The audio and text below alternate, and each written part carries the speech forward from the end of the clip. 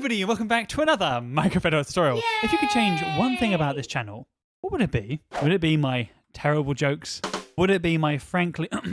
would it be me coughing mid-sentence? Would it be my frankly awful upload schedule? I'm sorry. Or would it be my really annoying voice or my very irritating personality? Sorry, who wrote this script? Who am I kidding? As if I have a script. Being genuine for a second though, the one thing that I would change about my videos, which is funny because I'm the one who has control over them, but anyway, would be I would make more survival friendly builds. I'll be honest, I'm not very good at survival friendly builds, but I'm going to try. So I thought I would start off simple with a very simple furnace array. Just before we look at this build, I just need to say that this build is not going to win any awards for being the fastest, the most efficient, or the smallest build. It's just super simple. Now we got that out of the way, let's have a super speedy tour of the build. This is the front, this is the back, and this is the top. my terrible jokes. Just flying around this build, you can see it's extremely simple. Very, very, very easy to build. But of course it has a function, so let's now smelt some items. So in this chest here, we place in our coal, like that. So this is a 24 furnace array, but you can actually make it smaller if you like. And in this chest, we place in whatever we want to smelt. So I'm going to place in some iron ore. That's going to get filtered down into these furnaces. And these furnaces are going to go around like this until all 64 iron has been smelted. You can see they're now smelting away. And our iron will be coming here. How cool is that? Like I said, this is not the fastest super smelter by any stretch of the imagination. But that's still pretty good, isn't it? Yeah. And there we are. All 48 items completely done. All 48 items. 48. Now, a couple of things I want to mention about this build. Firstly, every time a furnace goes past that hopper, it only takes one item, meaning it's a lot more efficient because, of course, you can distribute your items within the 24 furnaces, which is great, and it's the same with the coal. Now, in this tutorial, I'm going to be showing you how to build this exact design, okay? So with the 24 furnace array. Now, like I said, you can make it smaller, and if you actually do make it a little bit smaller, you can actually make it a little bit more efficient.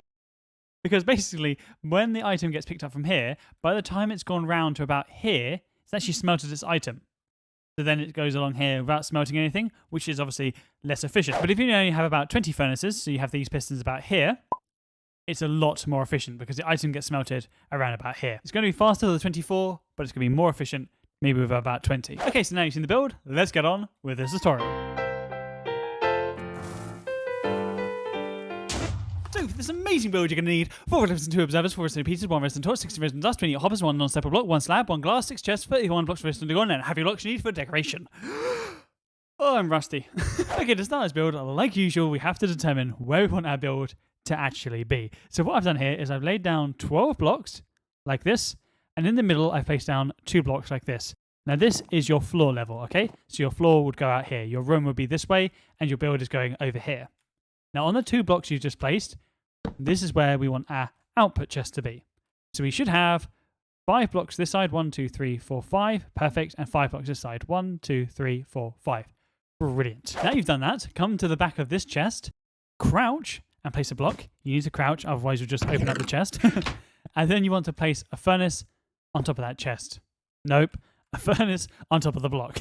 This is going well. Now crouch, otherwise you'll just open up the furnace. And I want you to place a furnace going all the way up to here. So in line with this block here. So you should have 12 furnaces in total. So that's 1, 2, 3, 4, 5, 6, 7, 8, 9, 10, 11, 12. Counting with the bow tie man, it never gets old. Then what I want you to do is remove this block, crouch again, place another temporary block here, then have another line of furnaces from this block. So we can remove this one and go along. So we should have a space here, but now to go 12 this way. So that's 3, 4, 5, 6, 7, 8, 9, 10, 11, 12. Perfect.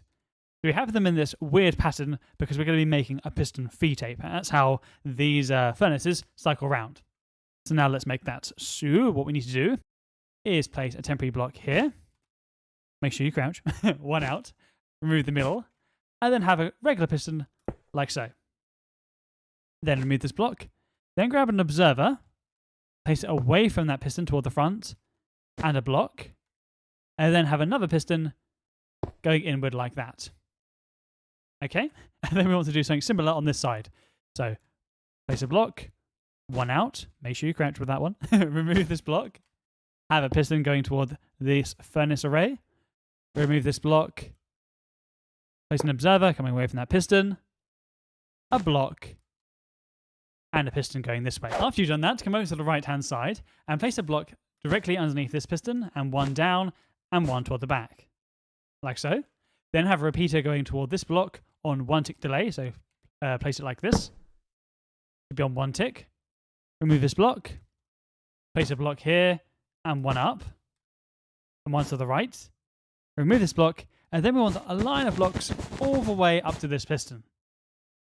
A block up here, and remove that block. Now come over to this side again, place 2 bits of dust, like so.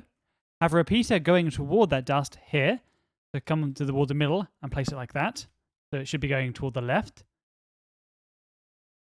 Then have 3 bits of dust, 1, 2, 3.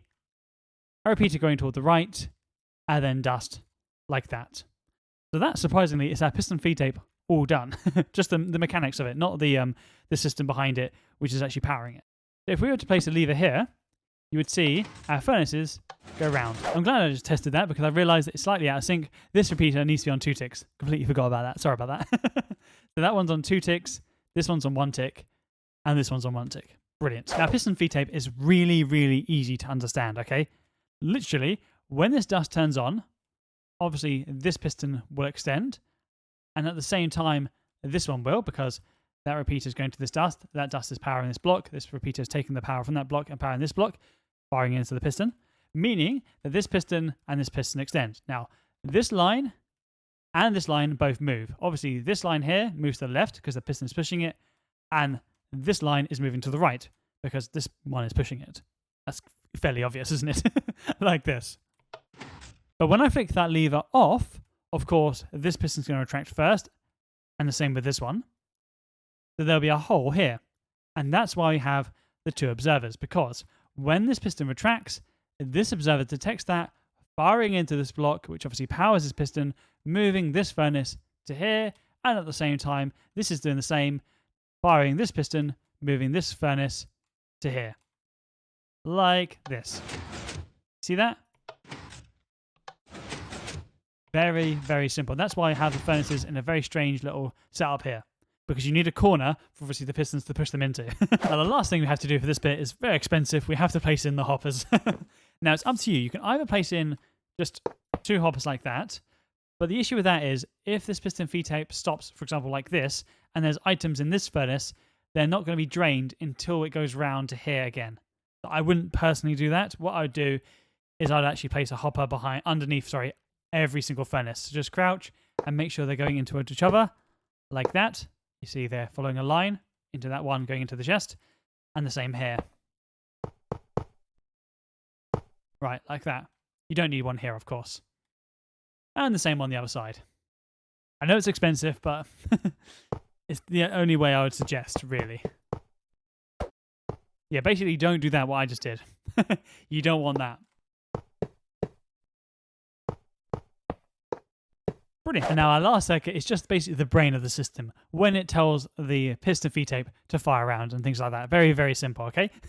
So what you need to do is come over to this second furnace here from the left. So 1, 2, crouch, and place a hopper going directly down into it like that. So it's the back one here. Then come to the back, crouch again, and place another hopper like so. And on these 2 hoppers, you want to crouch and place a chest on each one. And if you like, you can make those double chests. It's up to you. On the side of these ones here, crouch, place 2 blocks like that, block out, and a comparator. This comparator is going to be detecting if any block goes into this chest. A block here, and a repeater. Block here and 1 up.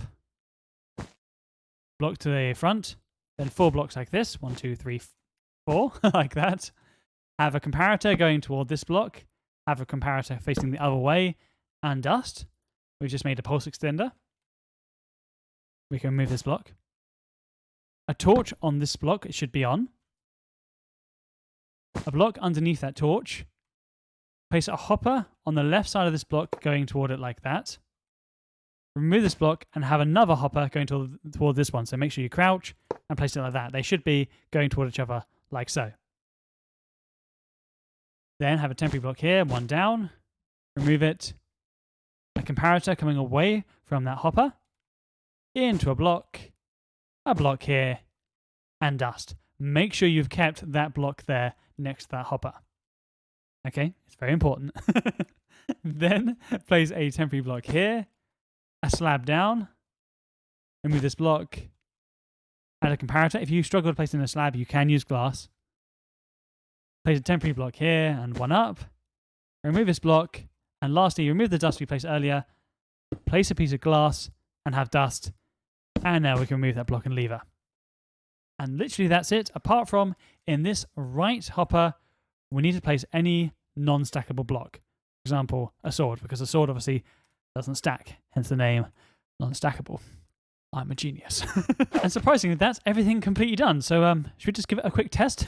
Let's. In this back chest, we need to place in our coal. I'm just going to put 32 in. And then in this chest, we place anything we want to smelt. I'm going to be cooking some chicken. And you should see our furnaces going around like this. Each one having, hold on, there we are, smelting one bit of chicken. Perfect. And then if you want to, for just decoration, place some blocks in front like this. Completely up to you. And round. And down like that. There's lunch sorted.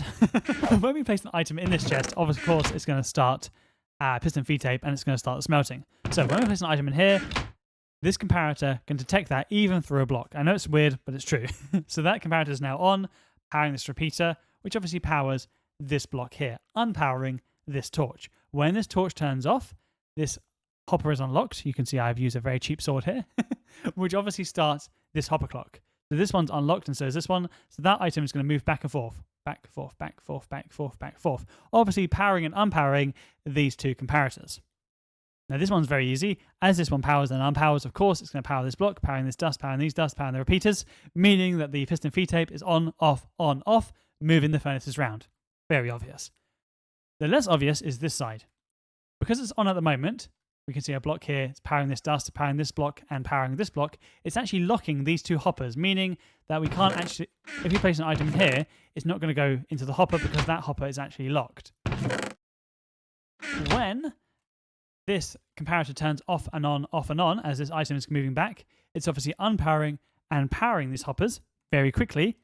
And basically, it's just in sync that when a new furnace arrives, it unlocks, meaning an item can go into the furnace, but then locks again. So only one item. If you didn't have that locking system, you'd have one furnace with, say, 4 items. You'd have another one with 3. You'd have another one with 2. Honestly, it'd be really, really random. So that's why you have to have this locking system, just to make it a little bit more efficient. And if you're wondering what this is, basically it's just a comparative pulse extender, because I just wanted to make sure that these keep going round after the last item comes out of here, just to make sure an item doesn't get stuck in this hopper. Now, how this works is really simple. This repeater obviously gives a signal strength of 15 into this block and into this dust. This comparator takes that 15 signal strength and puts it over here.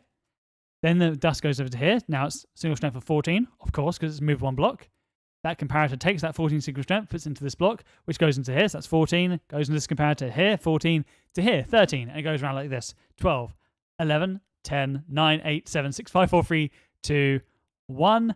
And then as it hits 0, this obviously dust turns off, unpowering this comparator, unpowering this block, allowing this torch to turn back on, obviously locking this hopper, allowing the sword to go into this hopper again. One really cool upgrade, what you can add, and it's really, really super simple, is if you want one input chest. And you do that by having maybe like an input chest here, for example. So you have hoppers, which take the items, maybe behind here or to the side, then have an item elevator, which takes it up. But then you need a very simple item sorter.